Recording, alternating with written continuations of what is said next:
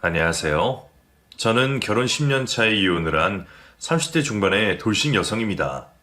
남들은 제가 이 나이 먹고 벌써 혼자가 되어버렸다고 불쌍하다 생각할지 모르지만 저는 솔직히 지금이 훨씬 행복하다 싶습니다. 남편이나 시댁이나 있어봤자 결국 제 발목만 잡을 것을 왜 그렇게 희생하고 제 인생을 포기하며 살았던 건지 모르겠네요.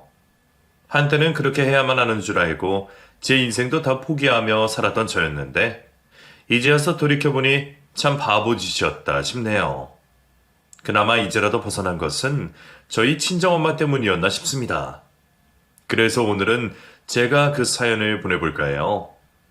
제게 가족이란 존재는 참 특별한 존재였어요. 너무 가까우면서도 가끔은 너무 먼 애증의 관계라고 해야겠네요.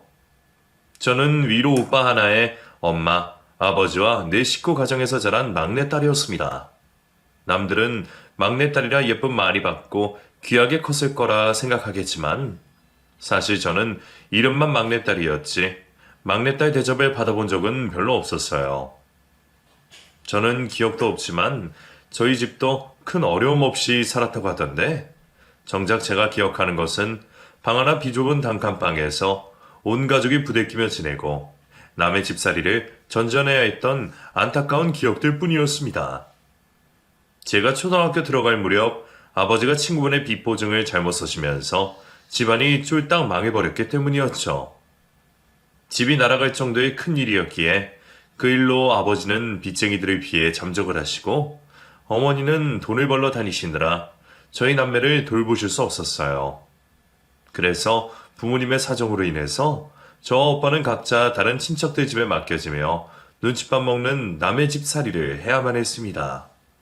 아직은 어린 나이에 부모님이 너무 그립고 남의 집살이가 그렇게 서러울 수 없었어요.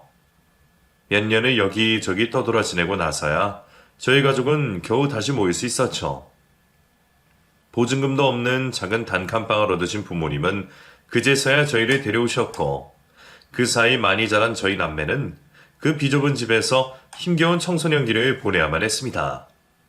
그나마 조금 사정이 나아지며 얼마 뒤 방 2개 딸린 빌라로 이사를 가게 되었지만 그마저도 다른 집처럼 여유 있는 형편은 아니었어요.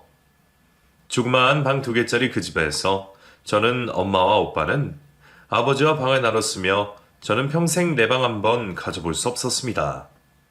한창 예민할 사춘기 시기에 내 방 하나 없는 신세에도 저는 차마 투정을 할 수도 없이 속만 썩혀야 했습니다. 용돈도 제대로 받지 못하는 사정에 어떻게든 돈이 필요했던 저는 일찍부터 아르바이트며 부업을 하며 제 몫을 하곤 했었어요. 그렇게 번 돈으로 수학여행비를 내고 학급비를 내며 저는 너무 일찍부터 철이 들 수밖에 없었습니다. 저야 특출나게 공부를 잘했던 것도 아니라 대학 갈 생각은 진작 포기했지만 저희 오빠는 조금 달랐어요.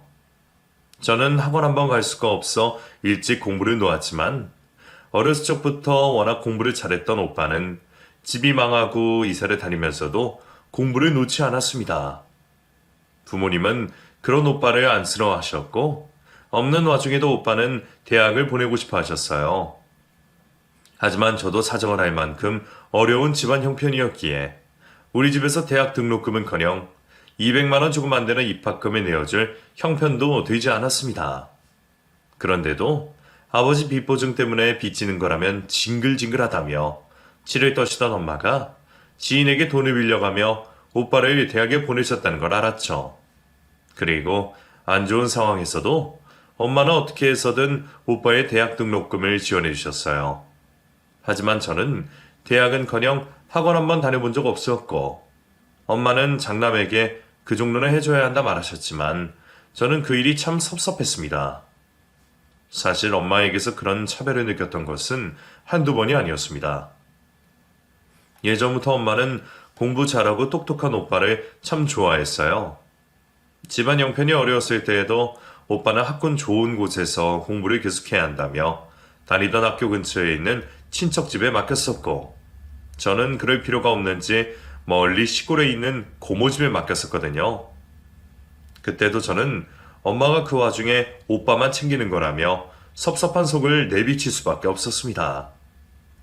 제가 그럴 때마다 엄마는 아니라며 안 아픈 손가락 없다 하셨지만 저는 엄마의 행동 하나하나가 늘 서운하고 서러웠네요. 그래도 공부 잘하던 오빠가 좋은 대학 가서 좋은 곳에 취직을 하고 그 즈음 저희 집 형편도 점점 나아지게 되었습니다. 자식들도 다 밥벌이를 하다 보니 이제 더 이상 생활비 걱정을 할 정도는 아니었었죠. 그래서 여유가 있던 탓인지 엄마는 그 즈음 시장 한켠에서 노상으로 하던 국수 장사로 가게를 차렸고 저는 퇴근을 하면 늘 엄마의 가게로 달려가 혼자 고생하는 엄마를 돕곤 했습니다. 저는 조금이라도 엄마를 돕고 싶은 마음에 결혼 생각도 없이 엄마 곁을 지키려 했지만 엄마는 다 큰 딸 자식이 짐처럼 느껴지는지 저를 얼른 결혼시켜 치워버리고 싶어 하셨어요. 왜 또 왔어? 자꾸 여기 와서 일할 생각하지 말고 나가서 남자도 좀 만나고 그래라. 맨날 집안이면 가게에만 박혀 있는데 언제 어디서 남자를 만나서 결혼을 하겠니? 너 그러다 노처녀 되면 엄마한테 들러붙어 살려고? 무슨 벌써 결혼 얘기야. 나 이제 겨우 25살이야. 다른 집 엄마들은 딸 아까워서 시집도 가지 말라 그러는데 엄마는 왜 이렇게 나를 시집 못 보내서 안달이야? 엄마, 친엄마 맞아? 얘가 말하는 거 봐라. 내가 네 친엄마니까 이런 소리를 하지. 여자 행복은 별거 없어. 그저 좋은 남자 만나서 결혼 잘하는 게 최고야. 엄마의 그런 말에 섭섭했던 저는 그 때문인지 정말 일찍 결혼을 하게 되었어요. 결혼 재촉하는 엄마의 등살에 밀려 겨우 26살 나이에 유부녀가 되었죠. 그때도 엄마는 참 무심하다 생각했습니다. 아무리 그래도 딸 자식 결혼하는 일에 재고 따질 건 있어야 할 텐데 엄마는 사윗감을 제대로 따져보지도 않고 그저 좋다고 저를 시집 보냈거든요. 몇 년 전 아버지까지 돌아가시고 오빠가 미국으로 건너간 뒤로는 엄마한테는 나밖에 없다 생각했는데 엄마는 정말 제가 귀찮으셨는지 제가 시집 가던 날 다른 엄마들처럼 눈물 한 방울 흘리지 않으셨어요. 저는 그런 엄마를 늘 혼자 짝사랑한다고 생각했습니다. 엄마가 서운하게 할수록 왜 자꾸만 엄마 정이 고픈 건지. 저는 좋은 소리 못 들을 걸 알면서도 늘 엄마의 관심을 갈구하곤 했어요. 바로 옆에 사는 딸을 두고도 늘 멀리 있는 아들 걱정만 하는 엄마였는데 말이죠. 엄마는 정말 제게는 정이 없는 건지 시집간 딸이 어렵다고 도움을 구할 때도 도와주는 법이 없었습니다. 결혼하고 저도 계속 일을 했지만 저는 무능력한 남편 때문에 힘든 시기가 꽤 많았어요. 진득하게 일할 생각 없이 자꾸 사업을 벌리려는 남편 때문에 급하게 돈 구해야 하는 일들이 종종 있었거든요. 엄마, 혹시 돈 좀 있으면 빌려주면 안 돼? 남편이 또 사고를 쳐서. 네 남편이 사고 친 걸 왜 나한테 도와달라 그래? 너희 시어머니 어쩌고? 어머니한테 또 도와달라기가 죄송해서. 엄마 돈 좀 없어? 내가 돈은 무슨 돈이 있어? 있었으면 진작 너 집부터 사줬겠지. 아무튼 엄마는 돈 없어. 엄마가 하던 가게가 동네 맛집으로 꽤 알려지면서 장사가 잘 되었기에 엄마도 이제 여유가 좀 있을 거라 생각해서 부탁을 했더니 엄마는 돈이 없다며 단칼에 제 부탁을 거절했었습니다. 그런데 그랬던 엄마에게 건물이 있다는 얘기에 저는 깜짝 놀랄 수밖에 없었죠. 알고 보니 엄마가 그동안 돈이 없었던 건 대출로 건물을 사서였어요. 그동안 모아둔 돈 다 털어서 건물을 사고는 매달 그 대출금 갚고 하느라 여윳돈이 없었다는 거죠. 그 얘기에 저는 엄마에게 또 섭섭했습니다. 어차피 그 건물은 나중에 오빠를 물려주겠지 하는 생각에 이번에도 제가 오빠에게 밀렸다고 생각했거든요. 그래서 그때는 정말로 엄마를 보고 싶지 않다고 생각했지만 딸은 결국 엄마뿐인 건지 저는 엄마를 외면하지 못했습니다. 갑작스러운 엄마의 병환에 제가 그런 엄마를 모른 채 할 수 없었거든요. 엄마가 암에 걸렸다는 소식에 저는 물론이고 미국에 있던 오빠까지 큰 충격을 받았습니다. 아버지가 갑자기 돌아가셨을 때에도 너무 빨리 가셨다 생각했는데 오래 사시기를 바랐던 엄마마저 암에 걸리셨다는 게 도저히 믿어지지 않더라고요.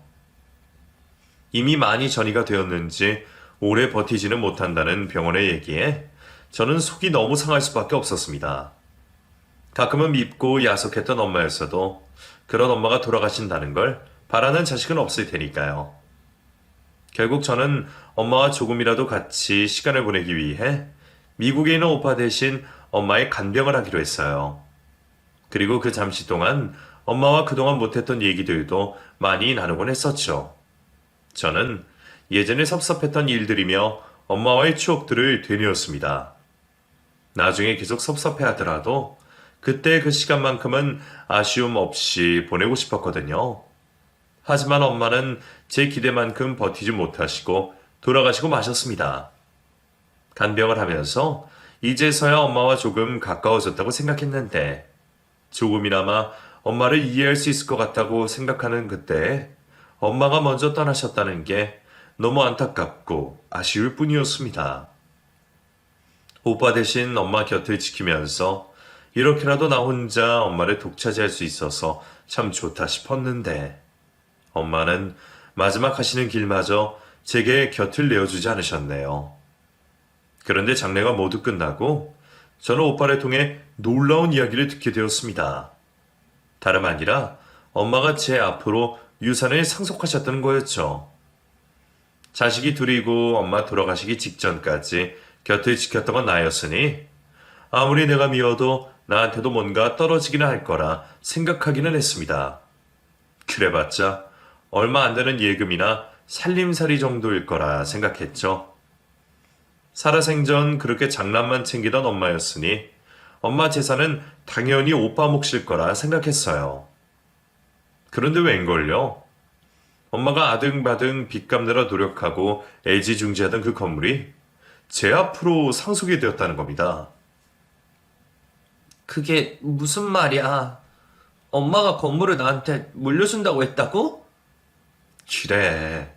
엄마가 미리 유언장까지 작성하셨어.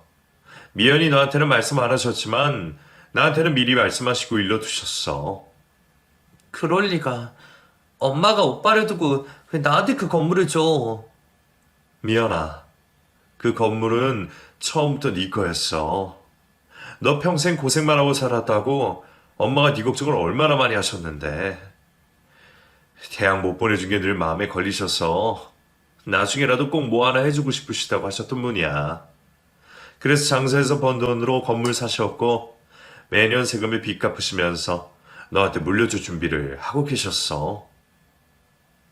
전 처음 듣는 얘기를 이미 다 알고 있었는지 담담히 얘기하는 오빠를 보며 저는 어안이 벙벙했습니다.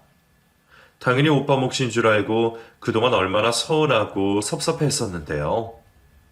마지막 순간까지 장난만 신경 쓰는 줄 알고 엄마가 사무치게 미웠습니다. 그런데 알고 보니 그 건물을 저를 위해 준비하셨다는 걸 알게 된 순간 저는 머리를 한 대 얻어맞는 기분이었어요. 그러면 나는 그동안 왜 엄마를 원망하고 혼자 속상해했던 건지 그런 줄도 모르고 딸 자식 힘들 때 도와주지도 않는다며 엄마를 원망했던 저는 그 말들을 후회할 수밖에 없었습니다. 엄마가 매년 너희 시댁에 선물하셨던 걸 알고 있니? 나한테 미국에서 좋은 영양제며 화장품이며 좀 보내라고 매번 부탁하셨거든. 향이 너무 많다 싶어서 누가 쓰시는 건가 했더니 그게 다 너희 시댁에 보내셨던 건가 보더라고. 엄마가 자기한테는 얼마나 인색했는지 알지? 그런 분이 매번 너희 시댁 신경 쓰신 것 보면 너한테 소홀하셨던 건 아닐 거야. 나는 정말 몰랐어. 엄마가 오빠한테만 관심 있고 신경 쓰는 줄 알았지. 내가 시댁에서 구박을 당하던 무시를 당하던 아무렇지 않은 줄만 알았어. 아마 건물을 해주시란 것도 네가 마음 편히 당당하게 살길 바라셔서 그러셨겠지. 자기 몸에 들어가는 것은 10원 한 장도 아끼려고 매번 샘플 화장품에 시장옷만 사 입으시던 엄마가 딸이 시댁에서 조금이나마 예쁨 받으라고 매번 비싼 선물을 시댁에 하셨다는 것을 듣고는 정말 깜짝 놀랄 수밖에 없었습니다. 어쩐지 시어머니가 매번 돈 없다고만 하시면서 좋은 화장품 쓰시는 게 참 이상하다 싶었는데 그게 저희 어머니 주머니에서 나왔다는 걸 이제서야 알고 말았어요. 너무 늦게서야 엄마의 진심을 알게 된 저는 흐르는 눈물을 멈출 수가 없었습니다. 그나마 엄마 간병이라도 해드린 것이 다행인지 그마저도 하지 않았더라면 평생 후회 속에 살 뻔했네요.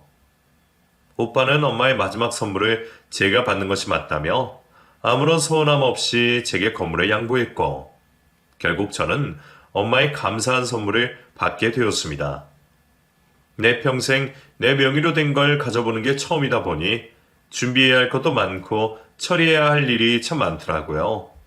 상속세도 어마어마했고 그러다 보니 아무래도 그 일은 가족들과 상의를 해야 할 일이다 싶었습니다.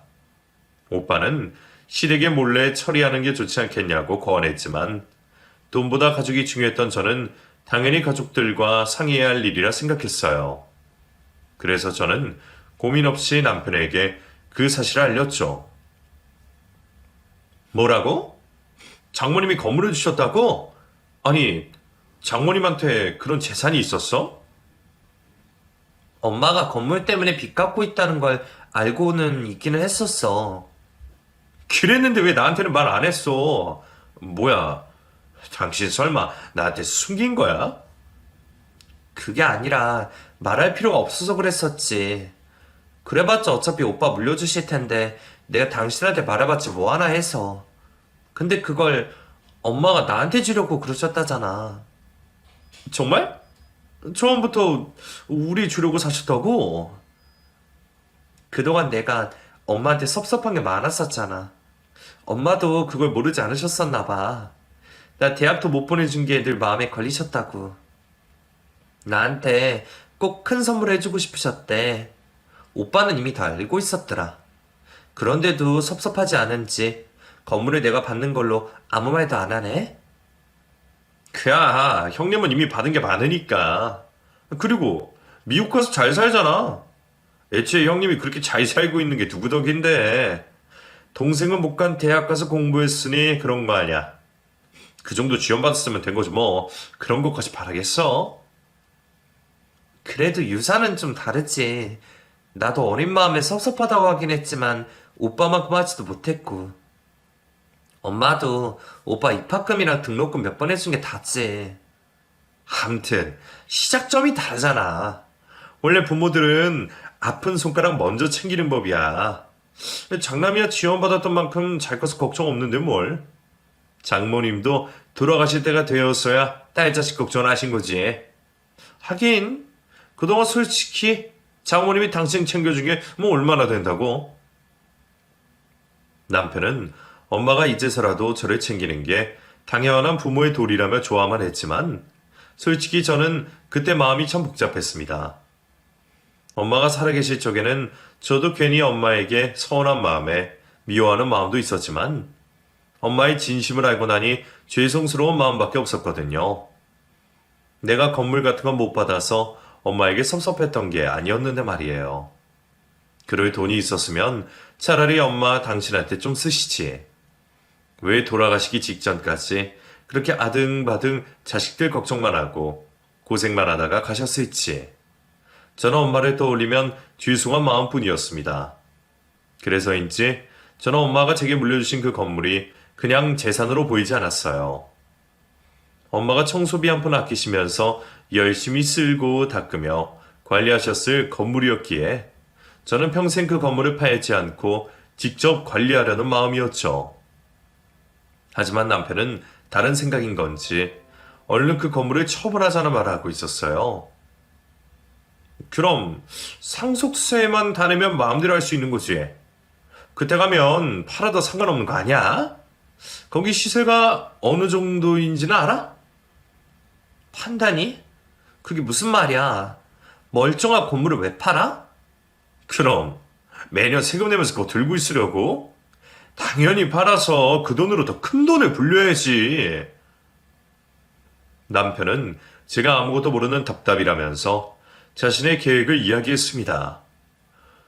조물주의 건물주니 뭐니 그러니까 건물 가진 사람들이 다 좋아 보이지. 근데 그것도 다 옛날 말이고 남의 얘기야.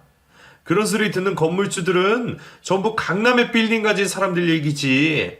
당신처럼 5층밖에 안 되는 조그만 거 하나 가지고는 득보다 실이 더 크지. 매년 세금은 오르는데 집값은 떨어질 거고. 에휴, 그 세 받으려고 해도 신경 쓸 게 얼마나 많은데. 나 아는 사람도 건물 관리하는데 자기가 도배장판 다 직접 해. 그렇게 안 하면 마진이 안 남는다니까. 그럴 거면 차라리 그 돈으로 사업을 하는 게 낫지. 사업은 또 무슨 사업? 당신 내가 사업은 정말 안 된다고 했지?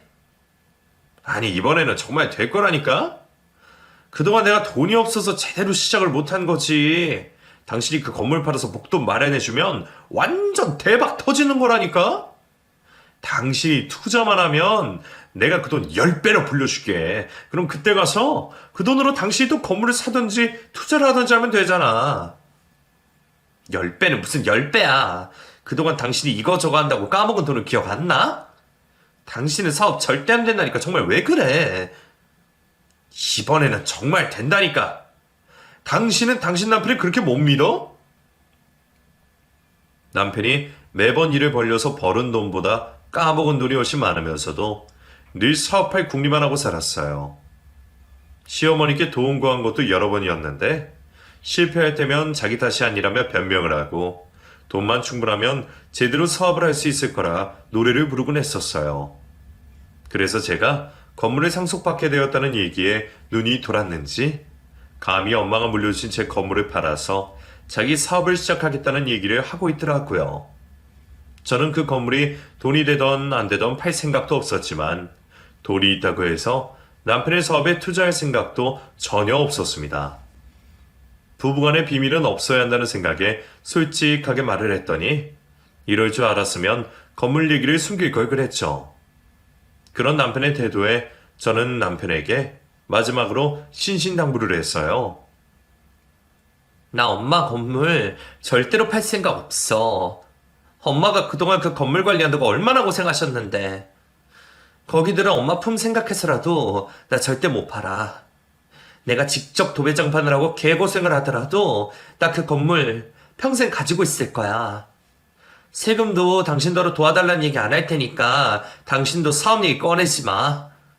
그리고 혹여나 어머니한테 얘기할 생각하지 마. 알겠어?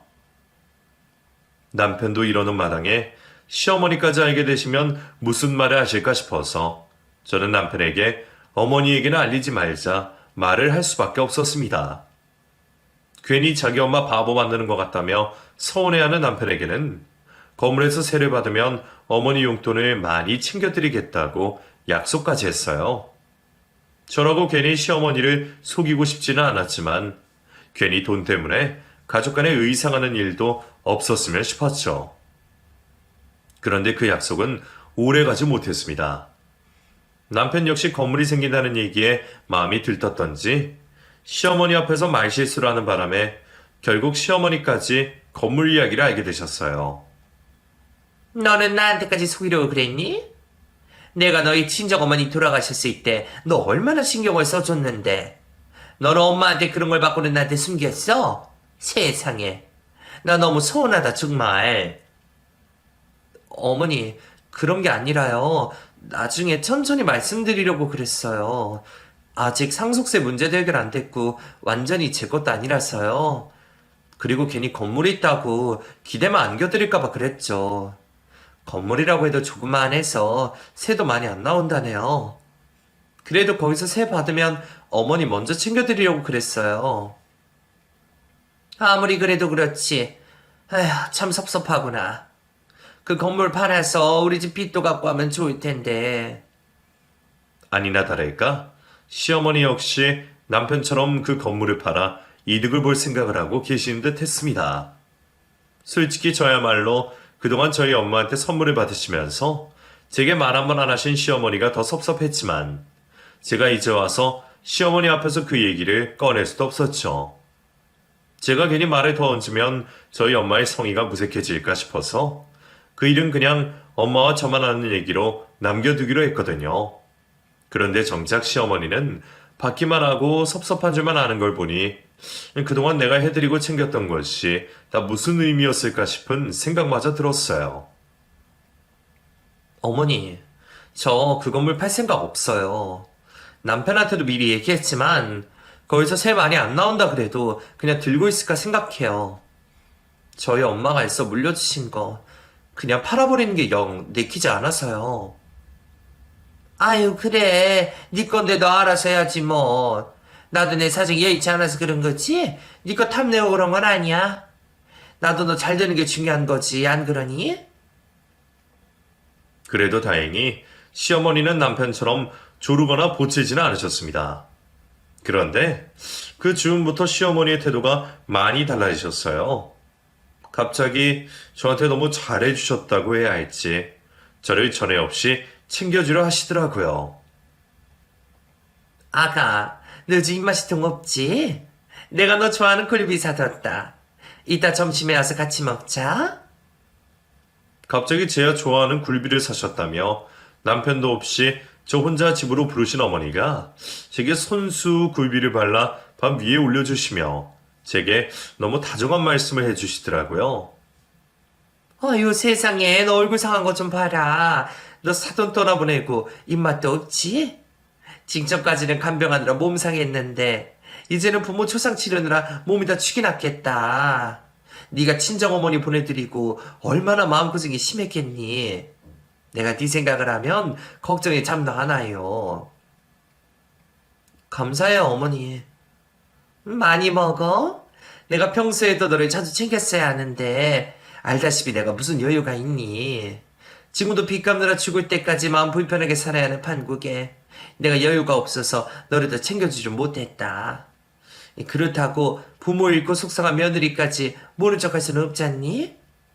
네가 평생 얼마나 고생했는지는 나도 잘 안다. 그나마 친정엄마 의지하고 살았을 텐데 어머님까지 돌아가셔서 어떻게 하니? 그래도 너무 걱정하지 말아라. 너한테는 내가 있잖니? 이제 내가 친정어머니 대신 챙겨줄 테니까 나를 친부모라 생각하고 기다렴. 알겠지?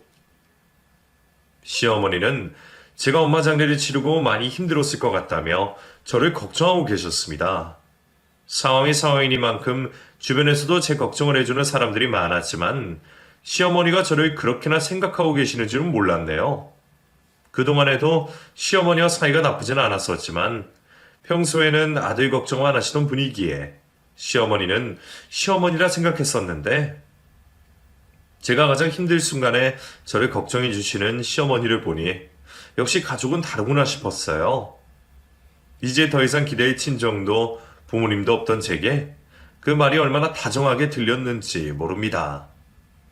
늘 정에 곱았던 저는 그런 시어머니의 관심이 싫지 않았어요. 시어머니가 그렇게 생각하신다면 나도 더 열심히 어머니를 챙기고 모셔야겠다 생각했죠. 그리고 그런 시어머니는 그 후로도 제게 정말 잘해주려 노력하셨습니다. 남편보다 저를 챙기시고 매일 제가 잘 지내는지 끔찍이 신경 쓰기 시작하셨어요.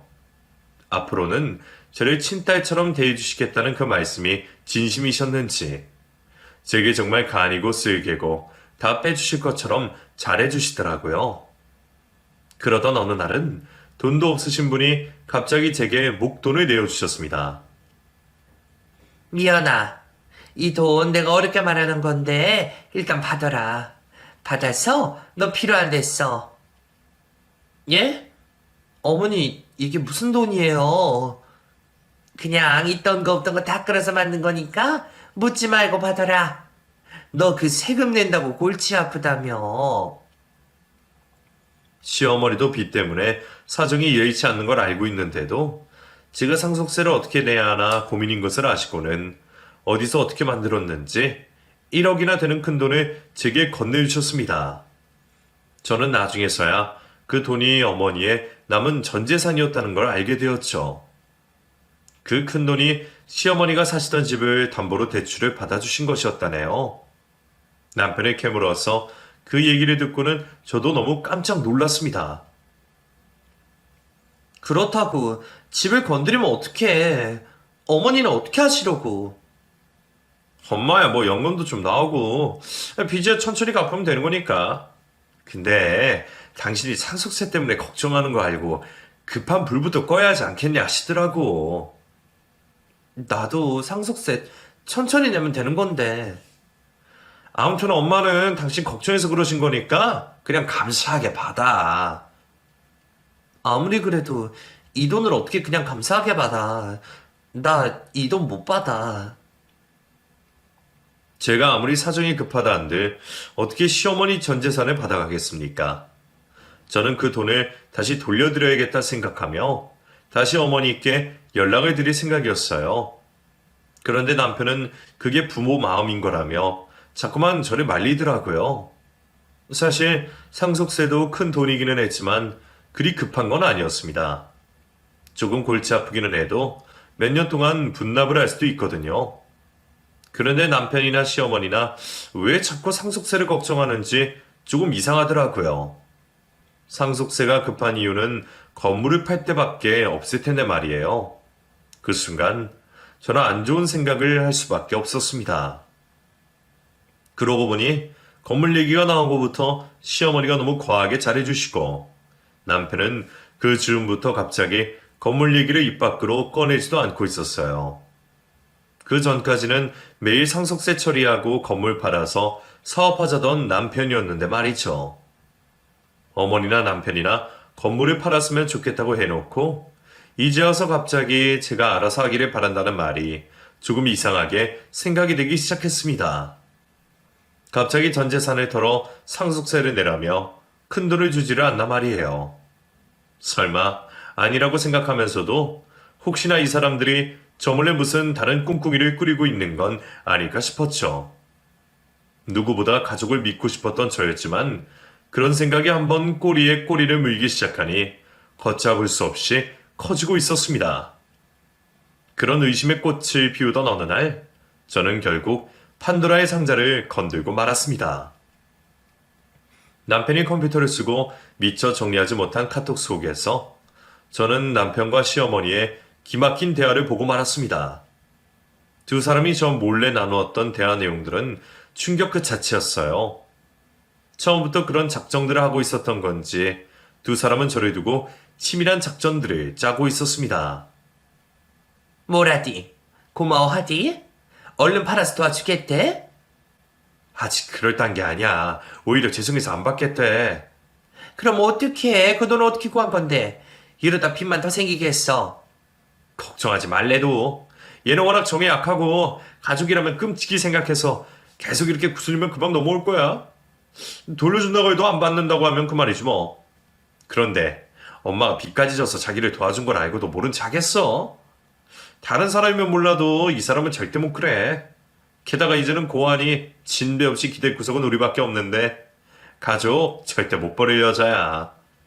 그래. 그래 정말 다행이다. 아무튼 건물 뺏으면 바로 이혼할 거지? 당연하지. 건물만 파면 그 돈 먹고 버려버려야지. 그때만 되면 내가 엄마한테 더 어린 새 며느리 소개할 테니까 기대나 하고 있어. 그리고 그 돈으로 크게 사업 일으켜서 내가 엄마 호강시켜줄게. 1억 넣어서 10억 벌 기대나 하고 있으라고.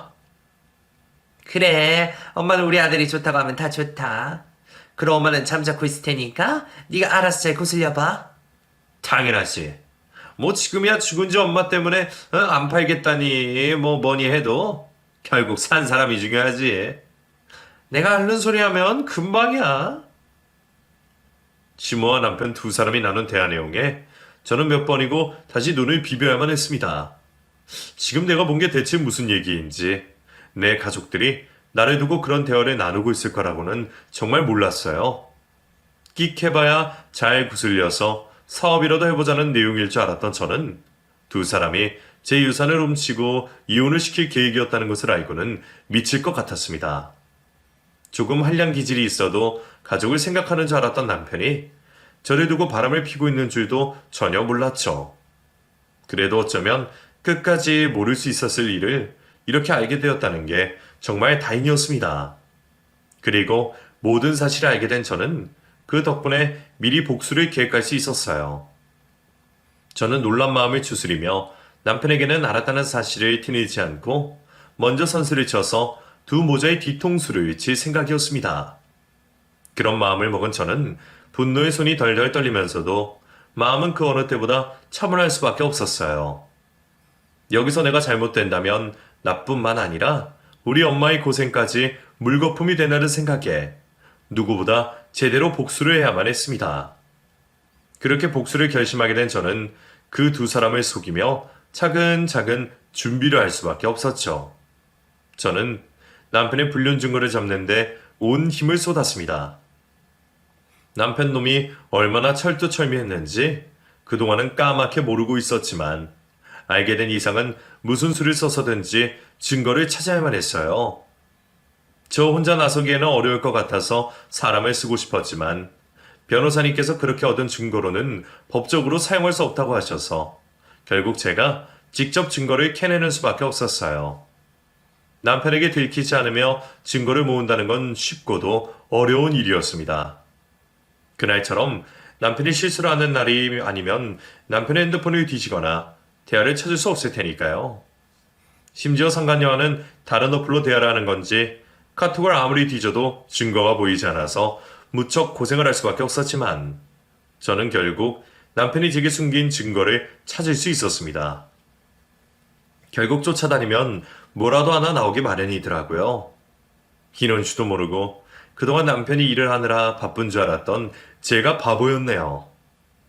어디서 만난 건지는 몰라도 저보다 한참 어린 여자를 만나느라 정신없는 남편을 보니 당장이라도 이혼을 하고 싶어 미치겠더라고요. 하지만 제가 겨우 남편의 외도 정도로 복수를 끝낼 생각은 아니었습니다. 저는 제대로 된 복수를 위해 더 큰 그림을 그리고 있었죠. 변호사님께 자문을 구한 저는 곧장 시어머니에게 전화를 걸었어요. 어머니, 저예요. 그래, 우리 예쁜 며느리 무슨 일이야? 다름 아니라 어머니가 저번에 저한테 주신 그 돈 있잖아요. 저 필요한 곳에 쓰라고 주신 돈 1억이요. 그래, 그 돈 말이니? 왜 돌려주려고? 그러지 마라. 내가 남도 아니고 우리 딸 같은 며느리 도와주고 싶어서 그러는 건데. 부모 도움 너무 거절해도 불효야? 그럼 그 돈 정말 제 마음대로 해도 되나요? 남편 말고 저한테 주신 거 맞죠? 그럼 당연하지. 내가 뭐 바라고 그러는 게 아니라 너 주고 싶어서 그러는 거야. 변호사님 말씀으로는 계약 관계도 아니고 아무런 대가 없이 받은 돈이라는 증거가 있다면 특유 재산으로 인정되어 이혼을 할 때에 재산 분할해줘야 하거나 뺏길 일이 없다 하더라고요. 그래서 저는 시모가 제게 건넨 돈을 꿀꺽 할 생각으로 일부러 전화를 걸어 통화 녹음으로 증거를 만들어 두었던 거죠. 그런 제 속은 전혀 모르는 시모는 저를 속여먹을 생각에 무조건 제 편을 들고 있었습니다. 그 모습을 보며 저는 미래를 기대할 수밖에 없었어요. 자기들이 속이려 작정한 제가 되려 뒤통수를 친다면 어떻게 될지 그 상황이 너무 궁금했죠.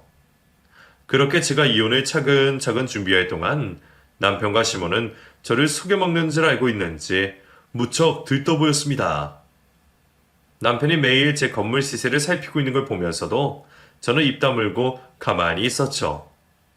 벌써부터 그 돈이 자기 돈이라 생각하는지 프랜차이즈 사업부터 렌터카 사업까지 이것저것 사업 구상을 하고 있는 것도 잘 알고 있었습니다. 그동안 제가 너무 가족을 믿고 있었던 건지 사실에 눈을 뜨고서는 그런 뒷꿍꿍이가 너무 잘 보이더라고요. 철두철미하지도 못해서 뻔히 그런 짓 하는 남편을 왜 여태 몰랐던 건지 뒤늦은 후회가 들었지만 이제 더 이상 후회하지 않기로 했습니다. 그리고 모든 준비가 끝난 날 저는 남편에게 이혼을 통보했어요. 남편 몰래 이미 제 집은 다 싸놨고 그 집에서 저만 빠져나가면 되는 일이었네요. 제가 변호사님을 통해 준비한 이혼 서류를 내밀자 남편은 깜짝 놀라며 펄쩍 뛰었습니다. 이게 뭐야? 무슨 이혼 서류야? 당신 미쳤어? 제정신이니까 이혼하자 그렇지. 왜? 내가 이혼하자 하는 게 그렇게 놀라워? 갑자기 이혼은 무슨 이혼이야? 당신 설마 건물 좀 생겼다고 나 버리겠다 이거야? 당신이야말로 나 몰래 바람 피고 다녔으면서 뭘 잘했다고 뻔뻔하게. 여보, 그걸 알고 있었어? 언제부터? 그것만 알고 있을까봐 당신이랑 당신 엄마가 무슨 꿍꿍이를 꾸리고 있었는지도 다 알아. 건물만 뺏으면 이혼할 거라며. 당신이 먼저 나랑 이혼하고 싶어 하길래 내가 먼저 해주는 거야. 어차피 당신이 불륜 저질러서 유책 배우자니까 당신은 이혼 요구 못해. 그래서 내가 당신 원하는 대로 해주려고. 어때? 고맙지 않아? 아니, 그래도 이건 아니지. 우리가 함께한 세월이 얼만데. 그러게. 우리가 함께한 세월이 얼만데 내가 당신한테 제대로 뒤통수 맞았지. 그래도 우리 엄마가 도와주셨는지 내 뒤통수가 바스라지기 전에 당신 속내를 알아차려서 얼마나 다행인지 몰라. 아무튼 나는 당신이랑 이혼 준비 끝났고 너랑은 더 할 말 없으니까 법원에서 만나. 그렇게 저는 그 집을 나왔고, 얼마 뒤 남편과는 법정에서 만나 지저분한 이혼 소송을 할 수밖에 없었습니다. 그나마 제가 제대로 준비해서 시작을 했는데도 불구하고 이혼 소송은 무척 고되고 힘든 일이었어요. 제 재산을 분할받으려고 안간힘을 쓰는 남편을 보니 어이가 없는 것을 넘어 안쓰러울 정도였죠. 하지만 다행히도 큰 이변은 없었습니다. 결국 이혼 소송은 저의 승리로 끝이 났고, 저는 남편과 얼마 안 되는 재산 분할을 받고 제 명의와 엄마의 건물과 시모가 제게 건넸던 1억 돈은 무사히 지켜낼 수 있었습니다. 그리고 그 덕에 시모와 남편은 알거지가 되어버렸죠. 전 재산을 털어 만들어서 1억을 돌려받지 못하게 되자 시모는 저를 가만히 두지 않겠다며 난동까지 피웠지만, 덕분에 저는 시모와 남편을 경찰에 접근금지 신청을 하며 보호받을 수 있었어요. 돈 때문에 벌인 일은 아니었지만 저도 그 정도는 받아야 정신적 위자료가 될 것 같더라고요. 그 와중에 자식은 없어서 얼마나 다행인지. 아마 아이가 있었더라면 제가 그렇게까지 하지는 못했을 듯 합니다.